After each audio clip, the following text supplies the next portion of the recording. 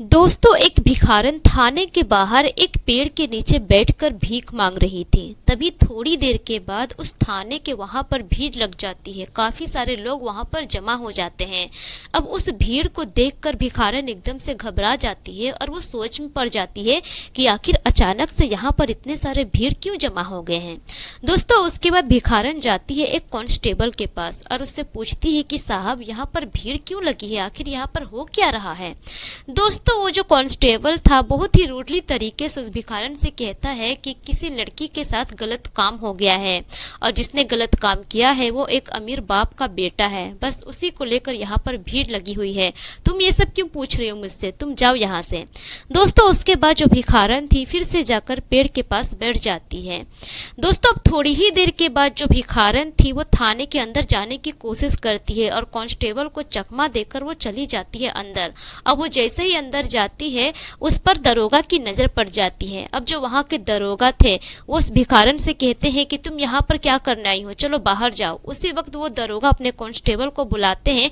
पहले तो कांस्टेबल को धमकाते हैं और कहते हैं कि ये भिखारन यहाँ पर कैसे आ गई, इसको जल्दी बाहर भेजो।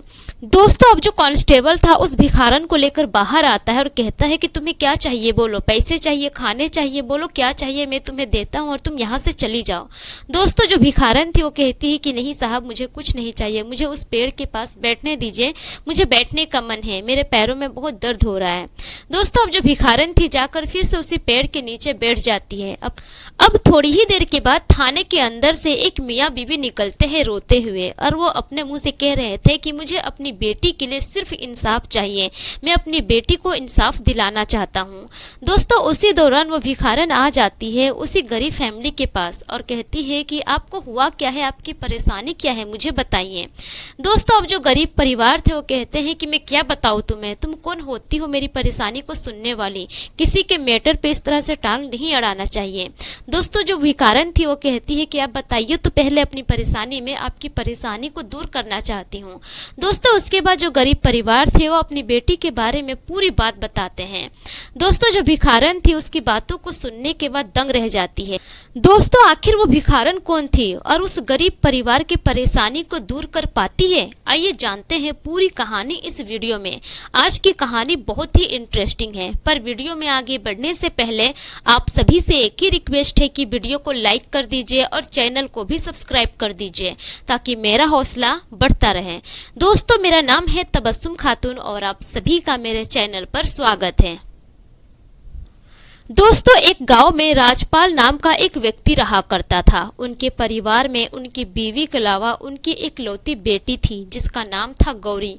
दोस्तों, जो राजपाल थे वो खेती किसानी किया करते थे और खेती किसानी ही करके अपने परिवार का वो गुजर बसर कर रहे थे। दोस्तों, जो राजपाल की बेटी थी उसका नाम था गौरी। गौरी बचपन से ही पढ़ाई लिखाई में बहुत तेज थी। दोस्तों, उस दौरान सभी के घर में टीवी हुआ करती थी और सभी सीरियल वगैरह भी देखा करते थे। राजपाल अपने परिवार के साथ एक सीरियल देखा करते थे जिस सीरियल का नाम था अफसर बिटिया। अब जो राजपाल की बेटी थी गौरी वो भी सीरियल देखा करती थी। उस सीरियल को देखने के बाद गौरी अपने मन में ठान लेती है कि वो भी बड़ी होगी और पढ़ लिख कर अपने माँ बाप की अफसर बिटिया बनेगी, क्योंकि उसके दिमाग में ये सेट हो गया था बड़ी होकर उसे सरकारी अधिकारी ही बनना है और समाज की सेवा करनी है। दोस्तों, अब इसी तरह से धीरे धीरे वक्त गुजरता है। गौरी मन लगाकर पढ़ाई करती है, उसके माँ बाप भी बहुत सपोर्ट करते हैं गौरी का।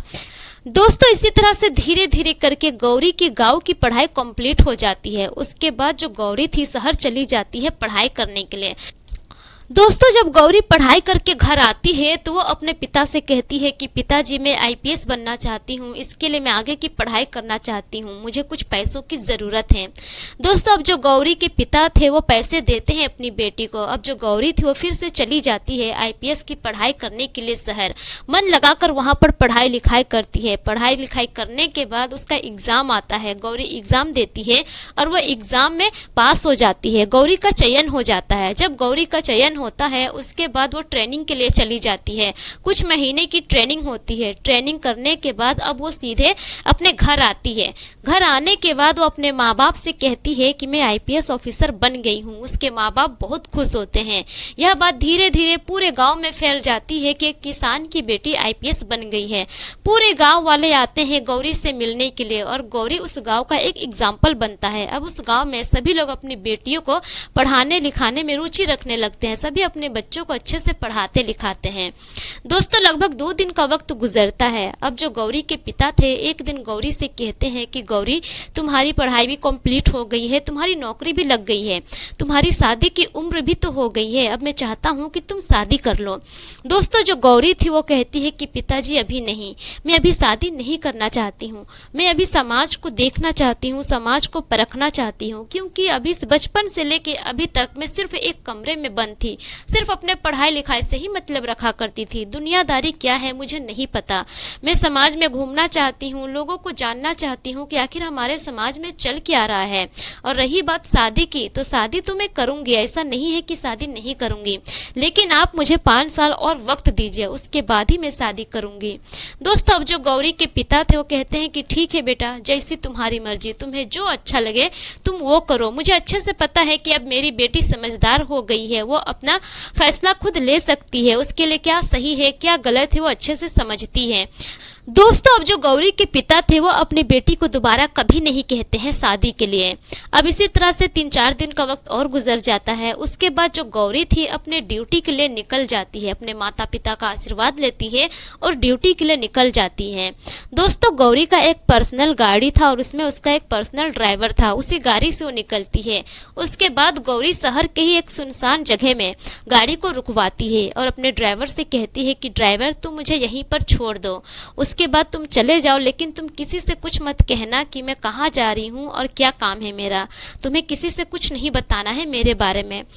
दोस्तों एक पल के लिए तो वो ड्राइवर हिचकिचाता है, लेकिन मैडम का आदेश था तो उसे मानना भी था। वो ड्राइवर कहता है कि मैडम आप बेफिक्र होकर जाइए, मैं किसी से कुछ नहीं कहूँगा। उसके बाद जो ड्राइवर था गाड़ी लेकर वहाँ से चला जाता है। दोस्तों अब जो गौरी थी ड्राइवर के जाने के बाद अपना लुक चेंज करती है, फटा पुराना कपड़ा पहनती है और एक भिखारन का रूप धारण कर लेती है। उसके बाद वो सीधे निकल जाती है पैदल शहर की तरफ। शहर की तरफ जाते वक्त वो एक थाने के पास जाती है। थाने के पास जाने के बाद वो एक पेड़ के नीचे बैठ जाती है और थाने का रवैया देखने लगती है। थोड़ी देर तो वहाँ पर बैठती है, उसके बाद वो पूरे थाने के चारों ओर चक्कर लगाने लगती है। अब बाहर जो कांस्टेबल था वो देखता है कि ये इस तरह से घूर क्यों रही है। उसके बाद कांस्टेबल कहता है कि तुम्हें क्या चाहिए और इस तरह से थाने के चारों तरफ तुम क्यों घूर रही हो, क्यों देख रही हो सब तरफ। वो धमकाता है तो गौरी जाकर फिर से उसी पेड़ के नीचे बैठ जाती है और भीख मांगने का वो नाटक करने लगती है। दोस्तों अब इसी तरह से धीरे धीरे लगभग आधे घंटे का वक्त गुजर जाता है। आधे घंटे तक गौरी को वहां पर बहुत सारे भीख भी मिलते हैं, लेकिन दोस्तों उसके बाद अचानक से उस थाने के पास भीड़ लग जाती है। बहुत सारे लोग वहां पर जमा हो जाते हैं और तरह तरह की बातें होने लगती है। दोस्तों जब गौरी वहां पर भीड़ देखती है तो परेशान हो जाती है और वो सोचने लगती है कि आखिर ये भीड़ यहाँ पर अचानक से क्यों हो गई है। दोस्तों इस बात को जानने के लिए गौरी वहां से उठकर जाती है एक कांस्टेबल के पास और कांस्टेबल से पूछती है कि साहब यहाँ पर भीड़ क्यों लगी है। दोस्तों वो कांस्टेबल लापरवाही से जवाब देता है और गौरी से कहता है कि यहाँ पर किसी लड़की के साथ गलत काम हो गया है, इसी के मैटर के लिए यहाँ पर भीड़ लगी हुई है। जिस लड़की के साथ गलत काम हुआ है वो एक गरीब फैमिली की बेटी है और जिस लड़के ने यह काम किया है वो एक अमीर बाप का बेटा है। लेकिन तुम यह सब क्यों पूछ रही हो, और मैंने तुम्हें जाने से मना किया था, फिर भी तुम यहीं पर हो, चलो जाओ यहाँ से। दोस्तों उसके बाद जो गौरी थी फिर से वहाँ पर साइड हो जाती है। साइड होने के बाद वो फिर से तमाशा देखने लगती है। दोस्तों अब जितने भी लोग आए थे उसमें से दोनों परिवार के लोग अंदर चले जाते हैं थाने के। अब जो गौरी थी वो मौका देखकर चुपचाप थाने के अंदर जाने की कोशिश करती है और वो अंदर चली भी जाती है। लेकिन दोस्तों तभी फिर से वहां के जो दरोगा थे उसकी नजर पड़ जाती है गौरी पर। अब जो दरोगा साहब थे वो अपने कांस्टेबल पर चिल्लाते हैं और कहते हैं कि ये भिखारन यहाँ पर कैसे आ गई, जल्दी से बाहर भेजो, इसे जो चाहिए दो, पैसे चाहिए, खाना चाहिए, वो सब देकर इसे यहाँ से भेजो। आखिर तुम लोग बाहर करते क्या हो। दोस्तों उसके बाद एक कांस्टेबल आता है और गौरी को लेकर फिर से बाहर चला जाता है।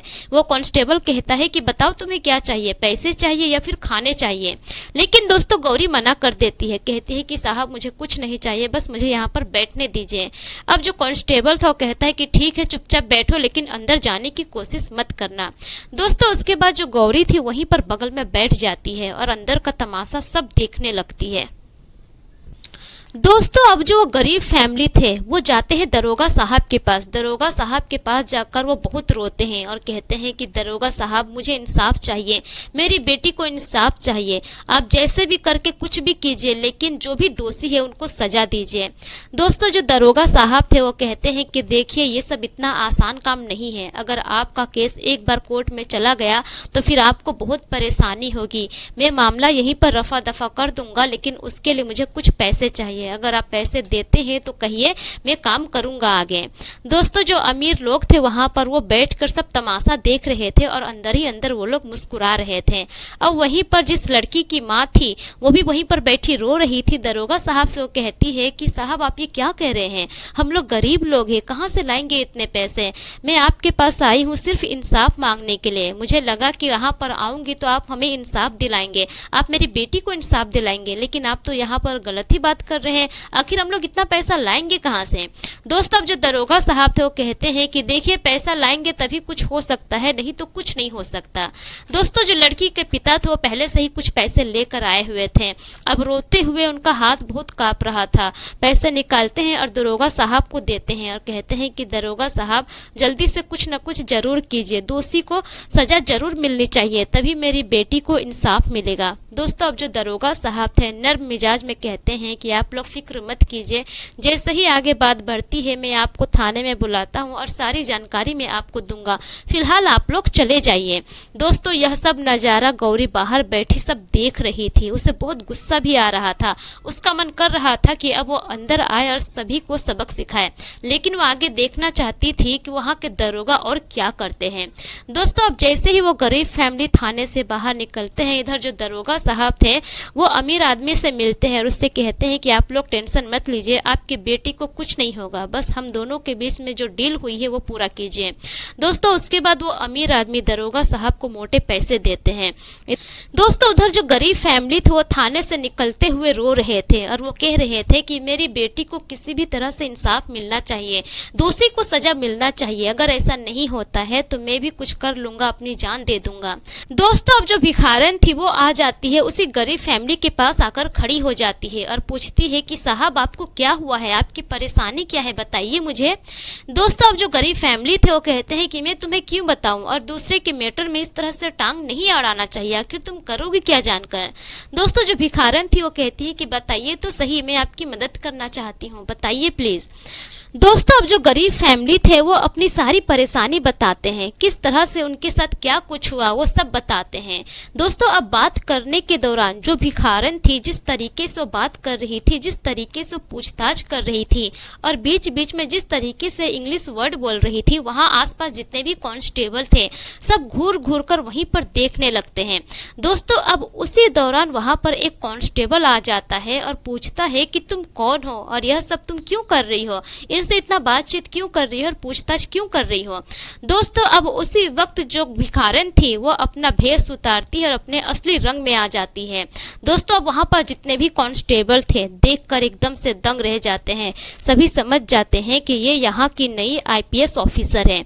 दोस्तों उसके बाद सीधे चली जाती है गौरी अंदर थाने में जाती है और वहाँ के दरोगा साहब के सामने फेस टू फेस खड़ी हो जाती है और दरोगा साहब से कहती है कि आप इसी काम के लिए यहाँ पर आए हैं, गरीबों की मदद करने के लिए, जो भी मजलूम लोग हैं उन सब की मदद करने के लिए, सहायता करने के लिए, लेकिन आप यहाँ पर आकर तो कुछ और ही कर रहे हैं। आपने अभी जो कुछ भी किया है इस गरीब परिवार के साथ वो सब कुछ मैं बाहर से देख रही थी, आपका सारा ड्रामा देखने के बाद ही मैं यहाँ पर आई हूँ, आप यही करने के लिए यहाँ पर आए हैं।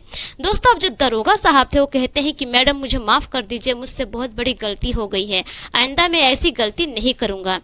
लेकिन दोस्तों जो गौरी थी आईपीएस ऑफिसर ऑफिसर वो कहती है कि तुमने जो किया है वो बहुत गलत किया है, अब मैं इस गरीब फैमिली को इंसाफ दिला कर रहूंगी।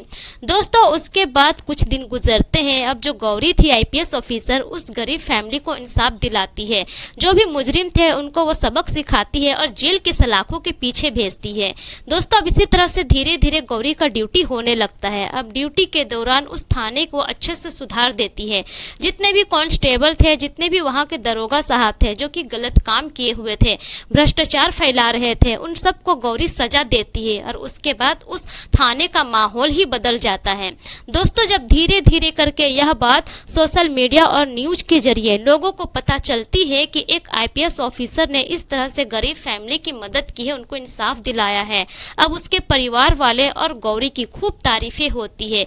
वो पूरा फेमस हो जाते हैं। सभी लोग उसके माँ बाप की तारीफें करने लगते हैं कि एक किसान की बेटी इस तरह से मेहनत करके पढ़ी, आईपीएस ऑफिसर बनी और समाज की मदद की। तो दोस्तों ये रही पूरी कहानी आप लोगों के सामने। यह कहानी आप लोगों को कैसी लगी अपने अपनी राय कमेंट सेक्शन में जरूर दीजिए। दोस्तों इस कहानी को सुनाने का मकसद किसी के भी भावनाओं को ठेस पहुंचाना नहीं है, बल्कि मेरा मकसद सिर्फ आप लोगों का मनोरंजन करना है। दोस्तों अगर आप लोग अपना नाम मेरी वीडियोस में सुनना चाहते हैं तो अपना नाम और अपने राज्य और जिले का नाम कमेंट सेक्शन में जरूर लिखें, ताकि मैं अपनी वीडियो में आप सभी का नाम ले सकूं। दोस्तों मिलते हैं फिर एक नई कहानी के साथ, तब तक के लिए शुक्रिया। जय हिंद।